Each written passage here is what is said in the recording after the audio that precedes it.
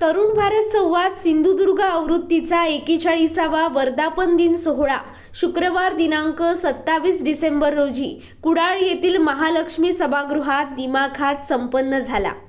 यावेळी व्यासपीठावर मत्स्य व बंदरे विकास मंत्री नितेश राणे, माजी शिक्षण मंत्री तथा आमदार दीपक केसरकर, कुडाळ मालवणचे आमदार निलेश राणे, महाराष्ट्र गोवा बार काउन्सिलचे अध्यक्ष ॲडव्होकेट संग्राम देसाई, पद्मश्री परशुराम गंगावणे, जिल्हाधिकारी अनिल पाटील, जिल्हा पोलीस अधीक्षक सौरभ कुमार अग्रवाल, तरुण भारतच्या संचालिका सई ठाकूर बिजलानी, तरुण भारतचे मुख्य संपादक विजय पाटील, तरुण भारतचे मुख्य व्यवस्थापक आणि जनसंपर्क अधिकारी गिरीधर रविशंकर, तरुण भारत सिंधुदुर्ग रत्नागिरी आवृत्तीचे संपादक शेखर सामंत आदी उपस्थित होते। यावेळी मान्यवरांच्या हस्ते दीप प्रज्वलन करण्यात आलं। तरुण भारतचे संस्थापक कै बाबूराव ठाकूर यांच्या प्रतिमेला पुष्पांजली अर्पण करण्यात आली।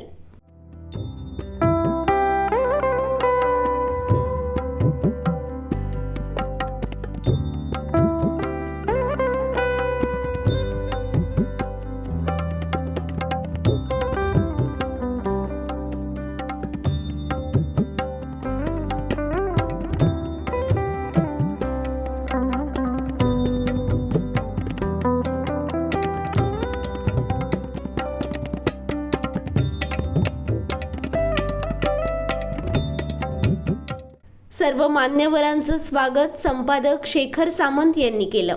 आपलीकडे एक वारसा आहे, विश्वासाचा, सत्याचा आणि सामाजिक बांधिलकीचा। तरुण भारतची स्थापना झाली अशा वेळी ज्या वेळेला देशाला त्याची गरज होती। माझ्या आजोबांनी त्याची सुरुवात केली स्वातंत्र्य लढ्यात। लोकांना जनजागृतीसाठी ते गावोगावी फिरायचे, लोकांना इन्फॉर्म करायचे की काय चाललंय। या पेपर थ्रू त्यांनी खूप मोठी जी गोष्टी होत होत्या त्या अगदी सहजपणे भरपूर हजारो लोकांमध्ये पोहोचवल्या। या वृत्तपत्राचा मेन उद्देश होता की लोकांपर्यंत पोहोचवणं की या देशात काय चालू आहे, जे आजही आम्ही त्याच आपुलकीने, त्याच विश्वासाने, त्याच निष्पक्षपणाने आजही चालवत आलेलो आहोत। सिंधुदुर्ग आवृत्तीचा आजचा 41वा वर्धापन दिन आहे।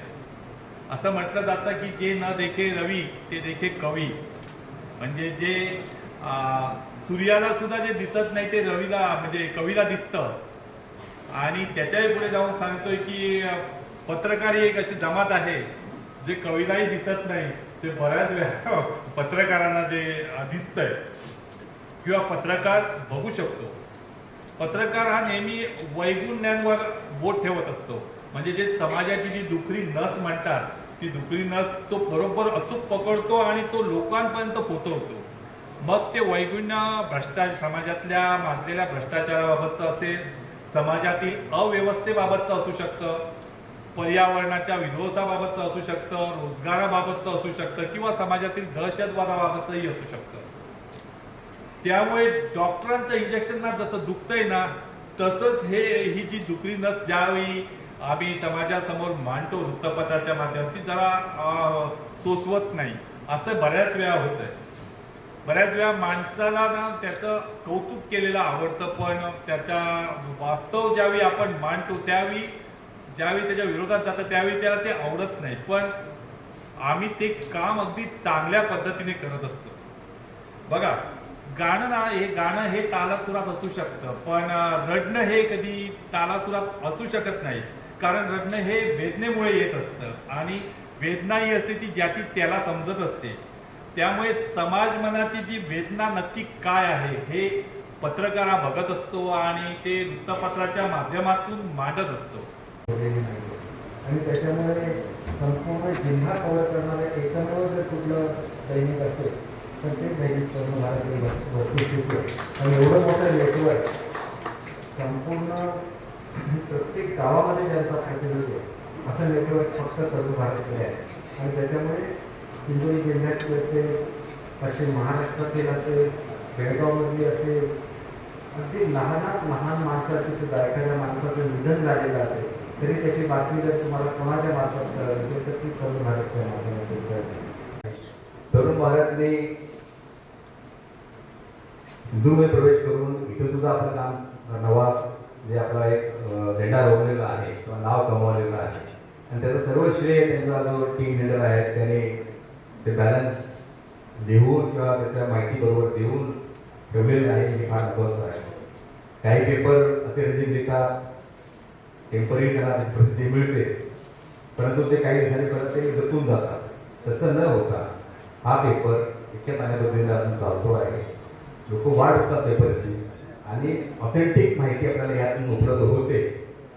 ती फार महत्त्वाची गोष्ट आहे आणि ते काम नित्यनेमाने हा तरुण भारत करत आहे. याबद्दल त्याचं खूप अभिनंदन करतो.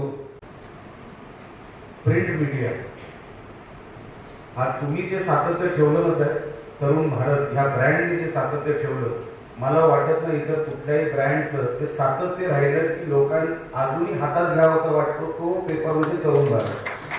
मी सगळ्यांची भाषणं ऐकत ऐकत आता गाडी माझ्यापर्यंत शेवटची स्टेशनपर्यंत गाडी थांबलेली आहे आणि एकत्रित सगळ्या मान्यवरांची भाषणं ऐकल्यानंतर एका गोष्टीवर शिक्कामोर्तब झालेलं आहे की तरुण भारताशिवाय, तरुण भारत वृत्तपत्राशिवाय सिंधुदुर्ग जिल्हा हा पुढे जाऊ शकत नाही, हा त्याच्यावर एक शिक्कामोर्तब झाला.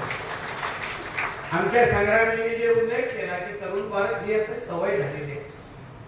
सकाळी उठल्यानंतर चहाची जशी गरज भासते तशी तरुण भारतची गरज भासते आणि ते वाचल्यानंतरच कुठल्याही क्षेत्राच्या व्यक्ती असेल, राजकीय असेल, वकील क्षेत्रात असेल, अन्य सामाजिक असेल, उद्योग क्षेत्र असेल, प्रत्येकाला आपल्या आपल्या पद्धतीने त्या दिवसामध्ये नेमकं काय करायचं, त्या दिवसामध्ये सिंधुदुर्ग काय करतोय या गोष्टीची जाणीव त्या एकत्रित त्या दिवसाच्या वृत्तपत्रातून करतो.